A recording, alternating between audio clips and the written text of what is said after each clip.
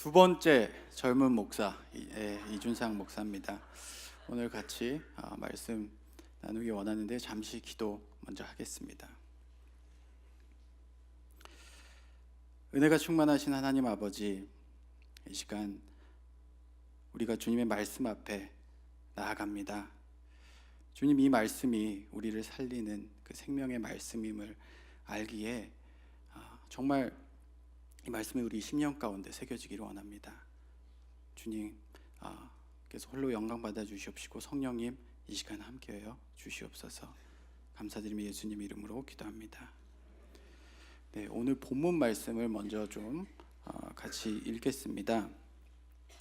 5절인데요, 본문 말씀이 우리 한 목소리로 같이 5절 읽겠습니다.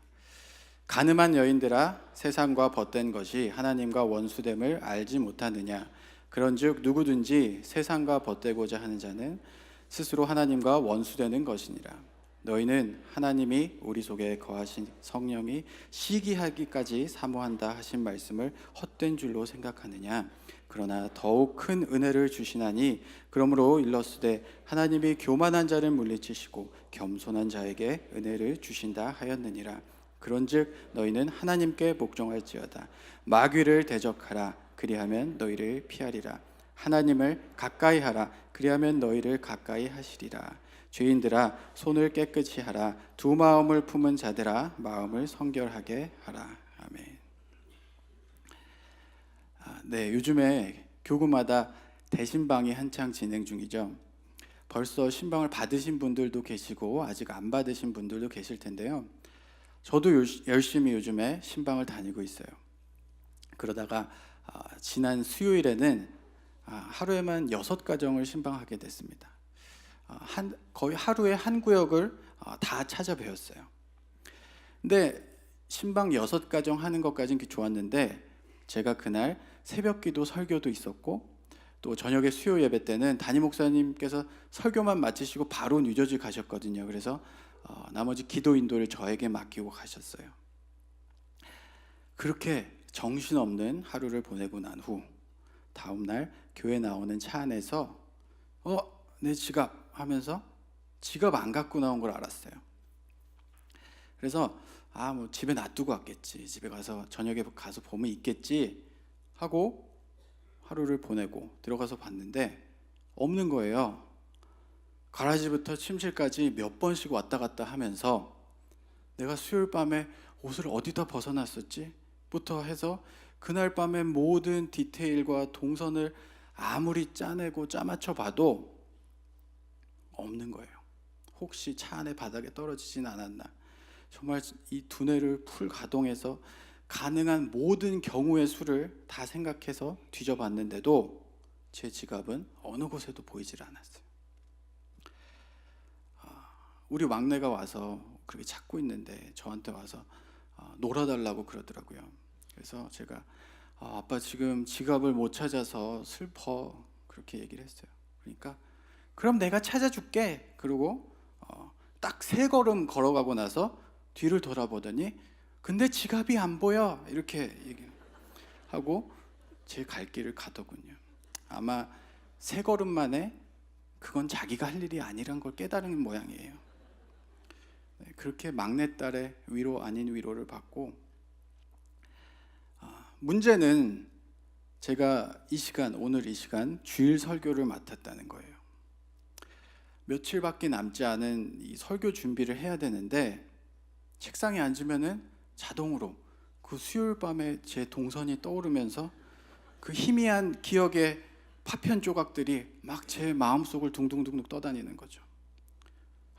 나는 지금까지 평생 살면서 지갑 잃어버린 적 한 번도 없는 사람인데 내가 만약 진짜 지갑 잃어버린 거면은 나는 면허증도 새로 신청해야 되고 또 그 끝도 없는 DMB 줄 그거 가서 기다려야 되고 크레딧 카드 다 정지시키고 다 새로 발급받아야 되고 근데 나는 지갑을 어디에 흘렸을까? 이런 생각들이 계속 꼬리에 꼬리를 물면서 설교에 대한 부담과 지갑에 대한 미련이 동시에 제 마음속을 채우고 있었어요. 목요일 하루를 그렇게 꼬박 그 생각들에 사로잡혀서 아무것도 못했어요. 하루를 그냥 날리고 금요일이 됐습니다. 금요일 아침에 내가 이렇게 과거에 매달려서 있으면 안 되겠다. 나에게는 밝은 미래가 기다리고 있으니까 이거 다 끊고 새로 시작하자. 지나간 것은 지나간 대로 하면서 과거사 청산을 위해서 DMB 어포인먼트도 온라인으로 잡아버리고 카드사에 일일이 다 전화해서 새로 잊어버렸다고 하고 새로 발급 신청했어요. 그렇게 새 출발을 다짐하고 이제 딱 퇴근하려는 순간 제 사무실 옷걸이에 걸려있는 제가 수요일 밤에 입었던 자켓이 눈에 띄었습니다. 그래서 무언가에 홀려서 무언가에 이끌리듯 그리로 가서 제 주머니 쪽으로 손을 뻗었는데 뭔가 잡히는 게 아니겠습니까? 네, 제 지갑이었습니다. 왜 거기 있었는지는 묻지 말아주세요, 제발. 저도 생각하기가 싫습니다. 네, 아내와 또 우리 주변 목사님들, 전도사님들한테 지갑 잊어버렸다고 온갖 불쌍한 척은 다 하고 다녔는데 정말 너무 창피해서 볼낯이 없는 거예요. 단 며칠이지만 제게는 이 금쪽 같은 설교 준비 시간을 내 지갑 어디 있지? 여기 마음을 뺏겨서 아무리 제가 성경을 묵상하고 본문에 집중해 보려고 해도 안 되더라고요. 분명 어딘가 손 뻗으면 있을 것 같은 제 지갑 때문에 이 두 마음을 저울질하느라 이번 설교 준비는 어느 때보다도 힘들었어요. 그런데 오늘 설교 제목이 두 마음 아니겠습니까? 사실 본문하고 주제는 제가 한 열흘 전쯤에 대략적으로는 잡아놨어요. 그런데 본의 아니게 설교에 맞는 예화가 탄생해 버렸어요. 예비하심이 아니었는지. 아무튼 이렇게 지갑만 잊어버려도 막 삶이 다 흔들리고 하나님께 나아가서 말씀 묵상하는 게 너무 힘든데 우리가 살면서 이렇게 하나님께 집중하는 것, 방해하는 것들이 얼마나 많습니까? 그렇죠? 성경에서는 이것에 대해서 어떤 이야기를 하고 있는지 오늘 이 시간 함께 살펴보기를 원합니다. 먼저 이 마음이 두 갈래로 갈라지는 두 마음이 왜 그리고 어떻게 생겨나는가, 그걸 한번 생각해 보겠습니다. 이 구약의 이스라엘 백성의 역사는 곧 이 영적 이스라엘인 우리 현재의 삶을 비추는 거울이에요. 그래서 우리는 막혔을 때 항상 그들로부터 힌트를 얻을 수가 있어요. 지금으로부터 약 3,500년 정도 거슬러 올라가 보겠습니다. 하나님께서 이집트에서 노예 생활하던 그들을 출애굽시키셨어요. 젖과 꿀이 흐르는 가나안 땅을 향한 여정에 반드시 광야 땅을 통과해서 가야 됐어요. 마실 물도 없고 먹을 것도 없고 아무것도 없는 황량한 땅을 지나가면서 그들은 하나님만 바라볼 수밖에 없었어요. 그저 구름기둥 불기둥 따라가면서 하나님께서 내려주시는 그 만나와 메추라기, 그거 먹고 살았던 거를 여러분 너무 잘 아실 거예요. 그런데 그러던 그 사람들이 가나안 땅에 정착을 하고 나서부터 이야기가 조금 달라져요. 이 땅이라는 것을 소유하게 되면서부터 이들의 마음은 갈라지기 시작합니다. 아무것도 없던 광야 때는 괜찮았어요.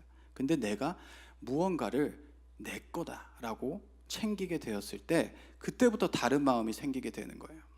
하나님께서 그들에게 호세아 선지자를 통해서 경고를 하십니다. 호세아서 10장 1절 말씀. 이스라엘은 열매 맺는 보성한 포도나무라. 그 열매가 많을수록 제단을 많게 하며 땅이 번영할수록 주상을 아름답게 하도다. 이스라엘이 열매를 많이 맺는 포도나무다 그럽니다. 포도나무가 많은 포도송이들을 맺잖아요. 이스라엘 백성들의 삶도 그렇게 아주 풍요로웠던 것 같아요. 근데 이들이 그 풍요로움을 가지고 뭘 하기 시작했죠? 보시면은 열매가 많을수록 우상의 제단을 쌓기 시작했다. 그 땅이 번영할수록 주상, 곧 우상 숭배를 위한 돌기둥, 이거를 아름답게 만들었다는 거예요. 이 사람들이 잘 먹고 잘 살수록 하나님께 감사하고 영광 돌린 게 아니라 점점 더 우상 제단을 많이 만들었다는 거예요. 풍요와 넉넉함을 주신 하나님을 은혜로 이해하고 받아들이지 못했다는 거죠. 그래서 은혜를 내가 누릴수록 하나님께로는 점점 더 멀어져 가는 그런 아이러니한 현상을 보이게 된 겁니다. 이스라엘 백성이 점점 그들의 마음이 점점 우상에게로 향해 가요. 이 땅에서 나를 조금 더 풍요롭게 해줄 거라고 믿었기 때문이에요. 하나님도 믿어요. 하나님도 믿긴 믿는데 하나님은 자꾸 이거 해라, 저거 해라, 이거 안 된다, 잔소리야. 그게 거슬려요.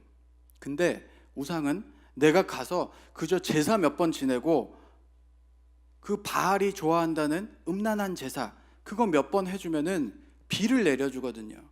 그러면 농사가 성공해요. 내 손에 잡히는 그 수확물들이 많아져요. 그러니까 더 편리하고 더 쉬운 쪽으로 마음이 끌리는 거예요. 이거 이제 굳이 하나님이 아니어도 되겠네. 하나님보다는 내가 뭐 좀 갖다 바치면 내 말 잘 들어주는 이 우상이라는 옵션이 있었네. 에이, 아무리 그래도 하나님을 버릴 수는 없지. 툭하면 너네 말 안 들으면 심판하겠다 이렇게 화내는 거, 그거는 듣기 싫으니까 적당히 하나님 기분만 좀 맞춰주자. 이것이 비단 그 이스라엘 백성들 얘기만은 아니에요. 우리도 주변에 어려울 때는 열심히 하나님 찾고 교회 열심히 나오다가 조금 먹고 살만해지니까 일이 바쁘다는 핑계로 교회 예배 참석 소홀히 하시는 분들 아마 있을 겁니다. 주변에 내 손에 잡히는 것, 내 소유로 쥐어지는 것이 많아질수록 사람은 그거를 지키고자 또 더 내 것으로 만들고자 거기에다 마음을 쏟게 되는 거예요. 내가 손에 쥔 게 많으면은 내가 뭔가 가치 있는 사람이 된 것 같아서 더 많이 가지고 풍요로워지면은 나는 더 귀한 사람이고 더 괜찮은 사람이 되는 줄 아는 거죠. 한번 이 풍요의 맛을 보니까 이제는 놓치기가 싫은 거예요. 번영의 노예가 된 거예요. 나의 부요, 나의 잘됨이라는 가치에 내 마음을 지배당하고 있는 거죠. 아유, 목사님, 나는 지금 일도 안 하고 이제 나이도 있는데 무슨 남사스럽게 성공이에요. 나는 그저 내 자식이나 잘 되면 돼요. 내 성공에는 관심 없어요. 그렇게 말씀하실 분이 있을지 모르겠어요. 근데 자식은 곧 나예요. 자식의 잘됨은 곧 나의 잘됨이에요. 자식 잘되면 기분 좋고 안 되면 속상하고 그러잖아요. 자식의 모습에서 나의 모습을 찾는 거예요. 그래서 이런 사람의 이 잘됨에 대한, 풍요에 대한 그 열망은 예외가 없어요. 그거를 안 가진 사람은 이 세상에 존재하지 않아요.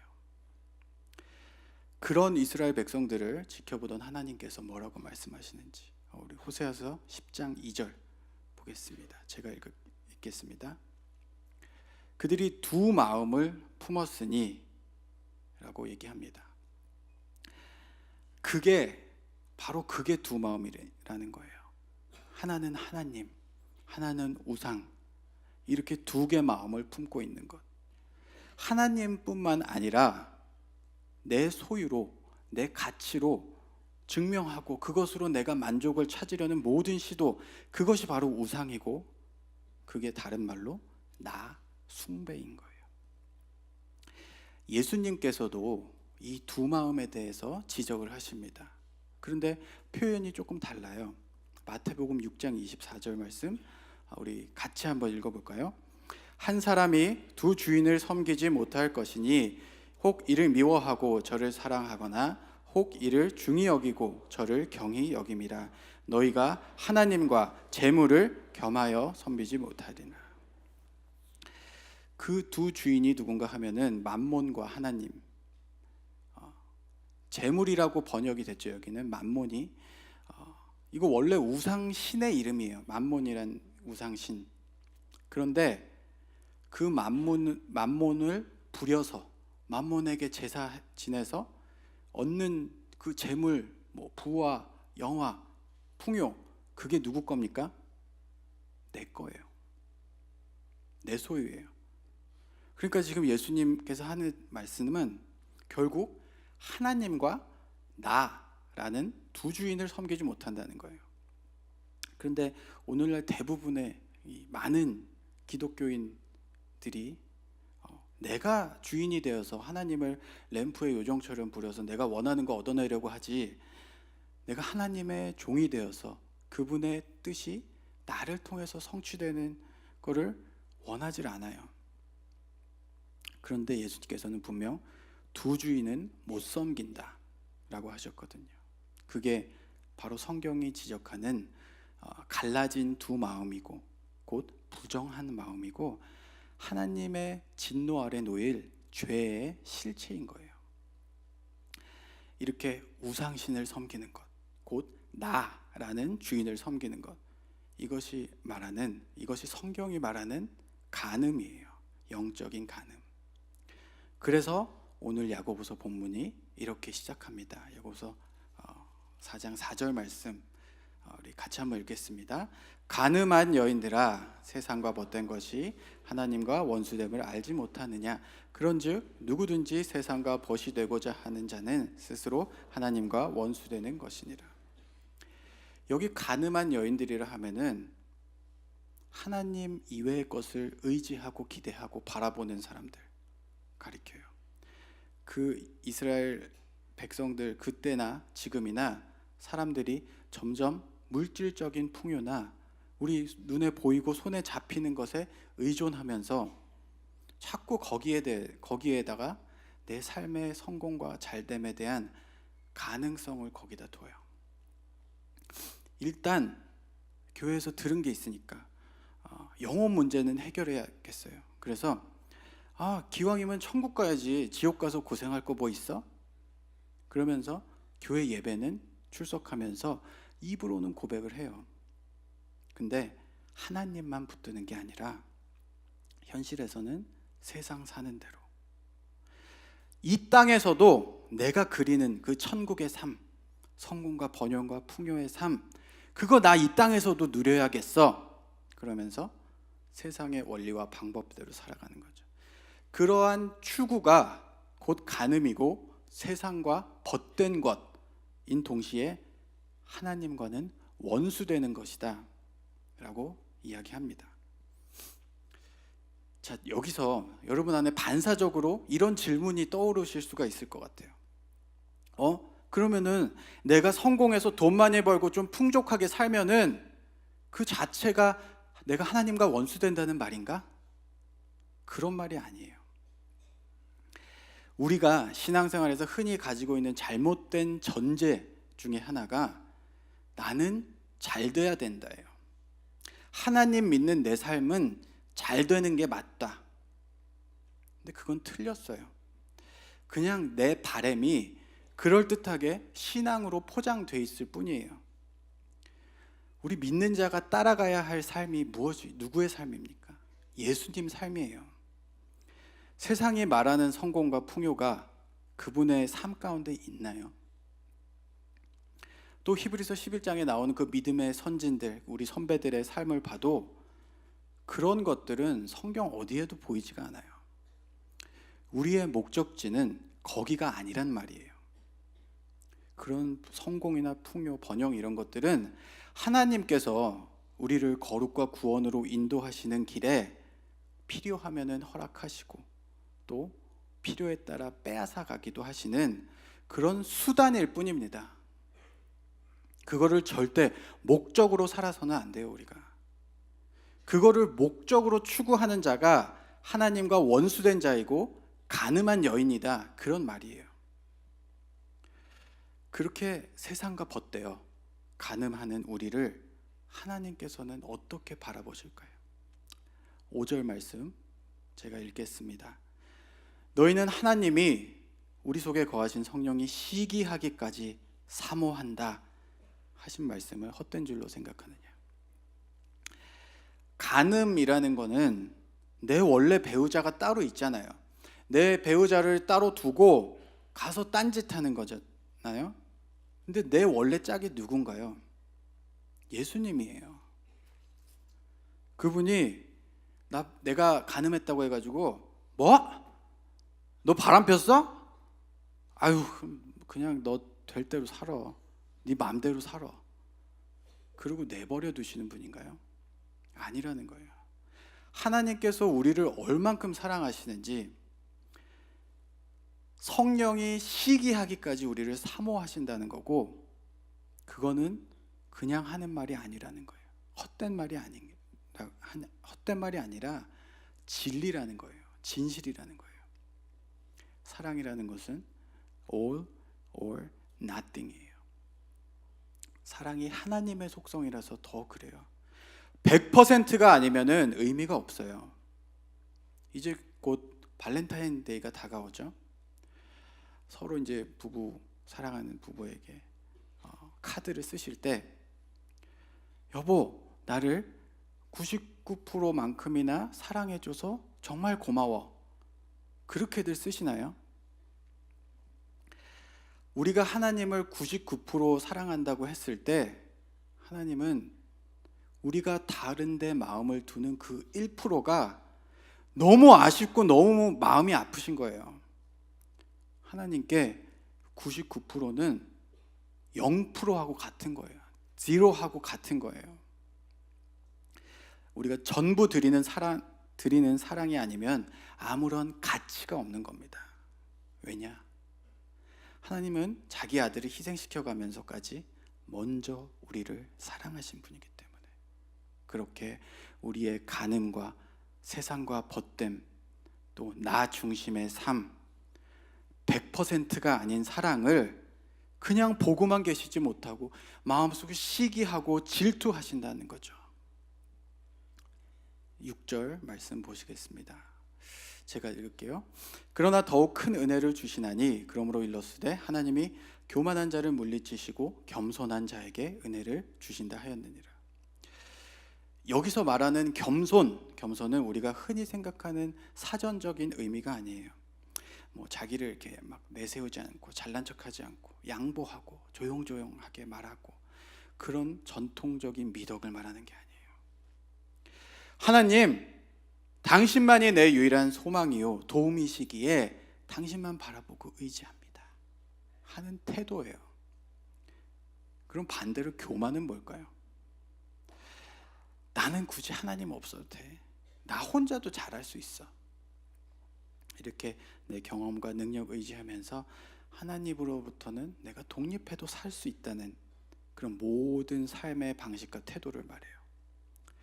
하나님의 은혜는 그런 교만한 자 말고 겸손한 자에게만 허락된다는 거예요. 7절 말씀 보시겠습니다.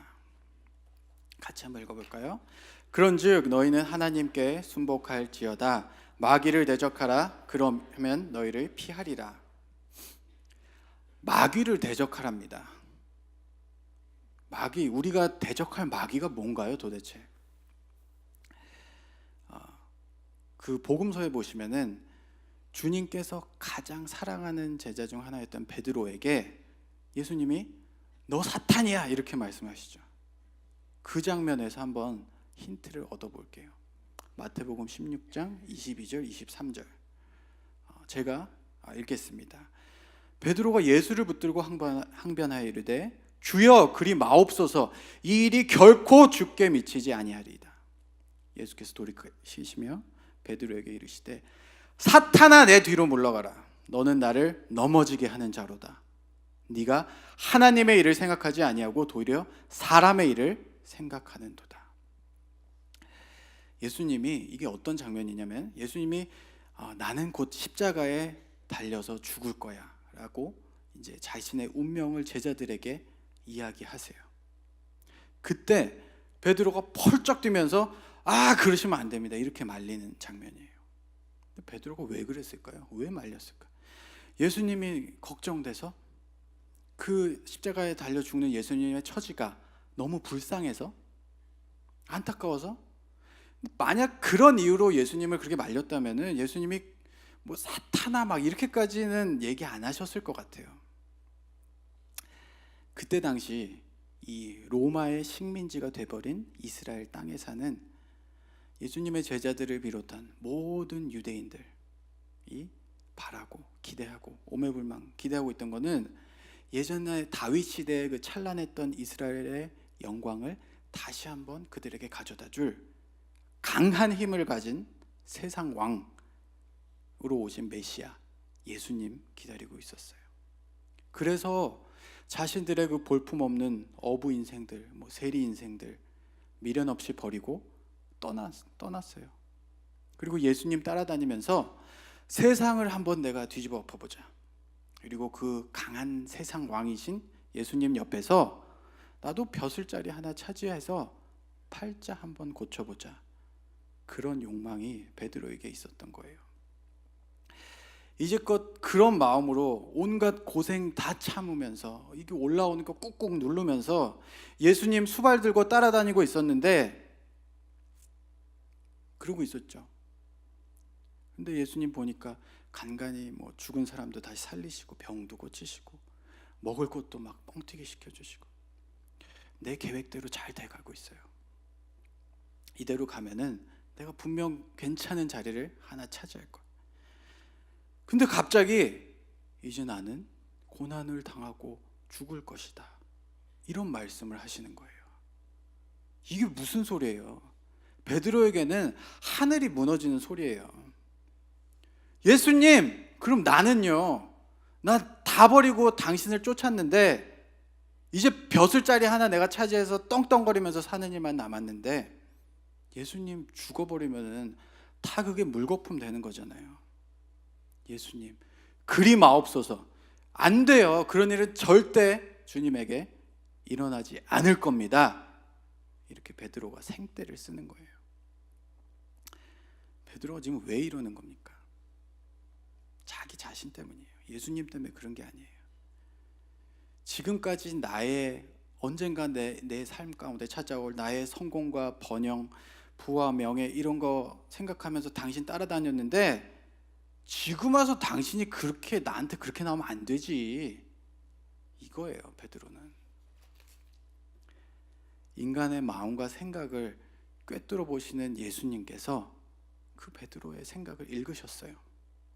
그리고 그게 바로 사탄이다. 그게 바로 사람의 일이다. 라고 이야기하시는 거예요. 네, 이게 바로 우리가 대적해야 할 마귀인 거예요.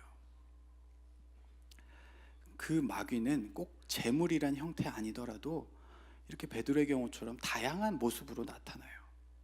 풍요든지 간에 명예든지 간에 편안한 삶 뭐든지 간에 내가 하나님보다 위에 있고 내가 하나님보다 앞서려는 생각, 하나님보다 나의 무언가를 더 가치 있게 만들려는 모든 시도들, 그게 바로 마귀고 그게 바로 사탄이다 말씀하시는 거예요.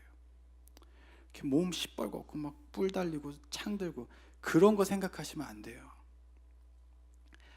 8절 말씀 보시겠습니다. 우리 같이 한번 다시 읽을까요? 하나님을 가까이 하라.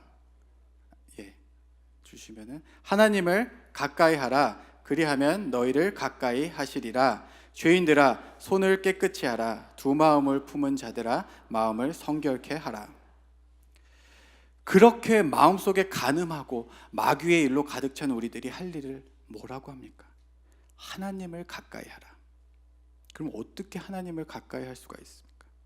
뒤에 나오죠. 죄인들은 손을 깨끗이 하고 두 마음을 품은 자들은 마음을 성결케 하라. 죄인들, 두 마음을 품은 자들 같은 사람을 가리켜요. 우리예요, 우리. 우리가 손을 깨끗이 하고 마음을 성결케 해야 되는 거예요. 성결케 하라 했는데 거룩하게 하라 이것과 똑같은 말입니다. 거룩이라고 해서 우리가 막 점잖게 이렇게 천천히 걷고 목소리 깔고 할렐루야 이렇게 얘기하고 술 안 마시고 담배 안 피고 도박 안 하고 이렇게 겉으로 보이는 모습들이나 윤리적인 삶, 도덕적인 삶, 바른 삶 그거를 강조하는 말이 아니에요.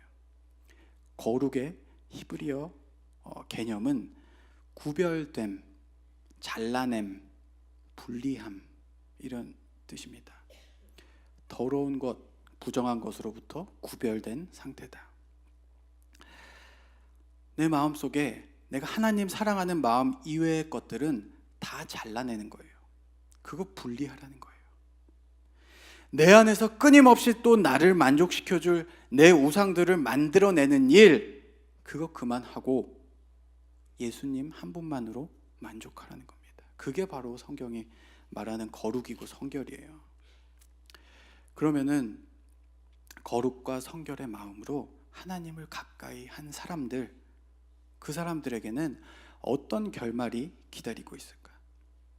요한계시록 19장 7절입니다. 제가 읽을게요. 우리가 즐거워하고 크게 기뻐하며 그에게 영광을 돌리세. 어린 양의 혼인 기약이 이르렀고 그의 아내가 자신을 준비하였으므로. 계시록의 성도들이 이제 신랑 되신 그리스도 앞에 신부로 서는 모습이 나와요. 근데 어떤 신부가 좋은 신부입니까? 신랑만 바라보는 신부가 좋은 신부인 거예요. 아니, 그 사람만 신부 될 자격이 있어요. 내가 결혼을 하러 왔어요. 옆에 내 신랑 서 있어요. 앞에 목사님 계시고. 근데 결혼하러 왔는데 자꾸 이렇게 돌아보면서 하객 중에 괜찮은 남자 있나? 그 끼웃거리면은 그게 무슨 신부입니까? 신랑 되신 예수님만 바라보고 이 땅에서의 삶을 살았던 그 사람들만 어린 양의 신부가 되는 거예요. 거룩한 주님의 신부다 해서 내가 얼마나 혼수를 많이 해갔는지, 얼마나 예쁜 드레스를 입었는지 그게 중요한 게 아니에요. 우리 예복 흰 세마포 옷은 예수님께서 입혀줘요. 그럼 우리가 준비할 건 뭔가요? 나뉘어지지 않은 마음, 오직 신랑만 바라보는 마음, 이거 하나는 있어야 돼요. 근데 이렇게 사는 게 힘들어요. 잘 안 돼요. 근데 아무리 잘 안 돼도 우리가 정말 하나님 나 이거 최선을 다했습니다 라고 이야기할 수 있을 때까지는 해봐야 돼요. 우리는 그분의 신부니까. 그 경주하는 말들 보면 눈에 이렇게 달고 경주하죠. 그걸 달아서라도, 내 눈에 달아서라도 어떻게든 나의 시선을 하나님께 고정시키려고 해봐야 된다는 거예요. 지금 이 강단에 서 있는 저도 지갑 하나 때문에 흔들리고 무너지는 연약한 사람인 거를 여러분 보셨잖아요. 이게 쉽지 않고 잘 안 됩니다. 태생적으로 나를 더 사랑하는 죄인이라서 그래요. 그러나 하나님께서 주신 말씀대로, 약속대로 반드시 나를 신부로 만들어 주실 거라 믿고 계속 내가 시도해 보는 거예요. 이렇게 하는 성도의 거룩한 몸부림, 이게 바로 우리가 마땅히 해야 할 성도의 신앙 생활인 것입니다. 이제 말씀을 정리하겠습니다. 사랑하는 에브리데이 교회 성도 여러분, 우리는 하나님께만 마음을 두어야 하는 자예요. 그게 거룩한 마음, 성결한 마음, 깨끗한 마음이에요. 그래서 내 마음은 하나님으로만 채워져야 돼요. 근데 막상 해보면은 그걸로 뭔가 조금 부족해, 조금 아쉬워요. 그래서 자꾸 그 마음에다 뭘 채우기 시작해. 내 만족과 유익을 위해서 그렇게 하나 둘씩 마음속에 갖다 놓다 보면은 어느샌가 그 마음이 둘로 나뉘고, 그러다 정신을 차려보면은 나는 내 인맥, 커리어, 내 경험, 능력 이런 것들을 더 붙들고 의지하고 있는 거예요. 그래서 이제는 내 성공과 잘됨을 앞에 서 있는 하나님이 걸리적거려. 이분이 내 잘되면은 별 도움이 안 되는 것 같아. 내 마음에 하나님 두기가 싫어지는 거예요. 그래서 하나님 자리는 점점 더 작아지는 거예요. 그런 두 마음을 가진 크리스찬이 돼서는 안 될 겁니다. 혹여 나에게 성공과 풍요가 주어진다면은 주님, 이게 내 진짜 목적지가 아니죠? 이렇게 한번 확인하고 더 깨어서 하나님 붙들어야 돼요. 그 열매 맺는 무성한 포도나무 주시고 자라게 하시니까 하나님이심을 우리 마음에 새기고 그 은혜에 감사해야 할 뿐이에요. 욕심이 지나치면은 결국 하나님을 떠나게 됩니다. 그 결과가 뭐예요? 욕심이 잉태한 즉 죄를 낳고 죄가 장성한 즉 사망을 낳느니라. 사망이에요. 영원한 죽음이에요. 욕심의 끝이. 근데 두 마음을 품지 않은 자, 거룩한 마음, 성결한 마음, 깨끗한 마음, 이 사람들은 생명을 얻어요. 산상수훈에서 마음이 청결한 자는 어떻게 한다고 했죠? 마태복음 5장 8절입니다. 같이 한번 읽겠습니다. 마태복음 5장 8절. 마음이 청결한 자는 복이 있나니 그들이 하나님을 볼 것이며. 하나님을 본다고 했어요. 그 마음에는 하나님만 보이고 다른 건 안 보이는 거예요. 영원히 하나님 곁에서 하나님만 보면서 지내는 것, 그게 성도가 기쁨으로 받을 복이라는 거예요. 생각해 보세요. 한번 내가 하나님을 볼 수 있다는 것, 이게 얼마나 대단한 겁니까? 지금 마음속에 아무런 감동이 없으신 분들은 한 번쯤 자신을 의심해 봐야 된다고 생각을 합니다. 내 마음속에는 아직 그 나의 잘됨, 성공, 번영, 이게 한 자리 차지하고 있을 수 있어요. 보세요. 나는 결혼을 앞둔 신부예요. 그러면은 그 사랑하는 신랑 얼굴 빨리 보여주는 게 최고의 복 아닌가요? 그 신부한테. 그래야지 딴딴따단 결혼식도 하고 그러잖아요. 그래서 우리가 마음 두어야 할 소망, 목적지는 거기에요. 내 마음 다해서 사모해야 할 신랑은 예수 그리스도예요. 엉뚱한 사람하고 결혼식 한다고 서 있으면 안 돼요. 마지막으로 그 더스틴 호프만 나왔던 67년도 영화 그 졸업, The Graduate, 그 영화 잘 아실 거예요. 영화를 혹시 안 보셨어도 마지막 장면은 다들 아실 거라 생각합니다. 진짜 사랑하는 남자, 진짜 내 짝인 남자를 놔두고 다른 남자와의 결혼식이, 여주인공의 결혼식이 진행이 되고 있어요. 그때 진짜 신랑 될 사람이 와가지고 뒤에서 막 무두들기면서 일레이 막 신부 이름을 부릅니다. 그때 신부가 어떻게 합니까? 왜 왔어? 창피하게.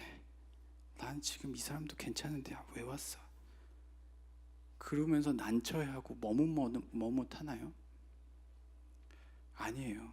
활짝 웃으면서 기쁨으로 뛰어가요. 내가 그렇게 세상과 벗되어서 세상이라는 이름의 신랑과 결혼하려고 할 때 진짜 신랑이신 예수님께서 막 문두들기면서 내 이름을 불러주시는 거예요. 누구누구야! 그거 아니야! 내가 네 진짜 신랑이야. 나와 함께 가자. 여러분, 그때 그 세상이라는 신랑 버리고 기쁨으로 예수님 향해서 뛰어가실 수 있겠습니까? 아니면 여전히 내 마음속에 나라는 우상이 내 발목을 붙잡고 있습니까? 여러분 마음에 하나님이 100%인지요? 99.9%도 안 돼요. 하나님은 전부를 원하세요. 예수님이라는 신랑에 내 인생 전부를 맡기고 모든 것을 다해서 사랑할 수 있어야 돼요. 하나님께서 우리를 인생을 반드시 그 거룩한 신부의 자리로 이끌어 가주실 거라 믿습니다. 아멘이십니까? 이렇게 나뉘지 않는 온전한 마음으로 주님을 사모하면서 하나님만 바라보는 저와 여러분 되시길 예수님의 이름으로 축복합니다. 같이 찬양 한 곡 하시고 기도하시겠습니다. 내가 주인 삼은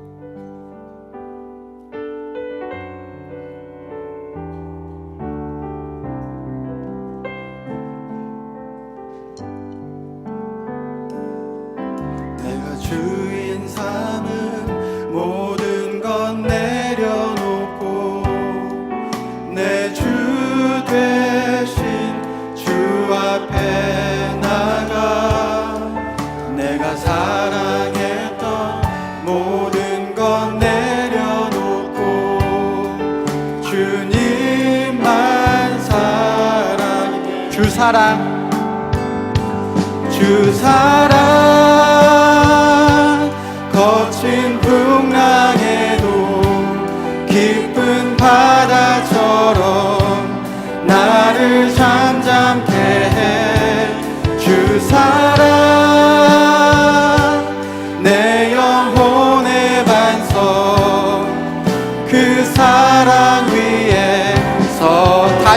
주 사랑,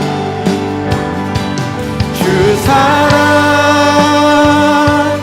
거친 풍랑에도 깊은 바다처럼 나를 잠잠케 해. 주 사랑 내 영혼의 반석, 그 사랑 위에 서리. 시간이 좀 늦었지만 잠시 짧게 같이 기도할 때 내 마음을 점검 한번 해보셨으면 좋겠습니다. 나한테 온전히 그분만 바라보는 그 100%의 사랑의 마음이 있는지, 아니면 그 마음 가운데 여전히 세상과 나의 잘됨을 열망하는 것이 더 큰지, 만일 그렇다면 회개하고 결단하면서 이 시간 정말 내가 하나님 볼 수 있는 성결한 마음 허락해달라고 우리 간구하며 나가시겠습니다. 하나님 아버지, 그렇습니다. 주님, 내 마음 가운데 정말 하나님을 향한 100%의 사랑이 있는지 아버지, 만약 그렇지가 않으면 아버지, 내가 하나님께 뛰어가는 하나님께 앉을 수 있도록 주님 도와주옵소서. 하나님 아버지, 나의 인생 가운데 하나님 아버지가 선물 주시고 내 눈에는 하나님 아버지의 그 꿈이 정말 내 인생 가운데 허락될 수 있도록 주님 도와주옵소서. 아버지, 그러지 못하면 이 시간 주님 앞에 결단하고 나아가기를 원합니다. 하나님 주셔서 정말 100%의 마음을 당신께 드리기를 원합니다.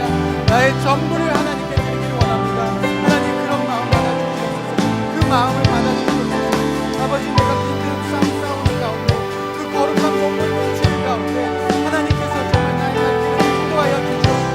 주님께서 나를 붙들고 나를 주님의 거룩한 신부의 자리로 이끌어 주시기를 아버지 간절히 기도합니다.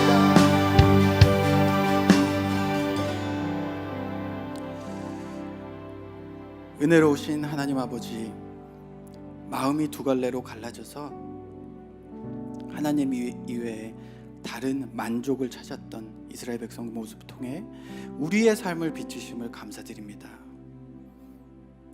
하나님을 섬긴다 하면서도 온전히 내 마음을 주님께 내어드리기보다는 오히려 하나님을 내 도구 삼아서 내 소원 성취를 위해서 나의 잘됨을 목적 삼아서 당신을 우상처럼 부리지는 않았는지 우리의 삶을 돌아봅니다.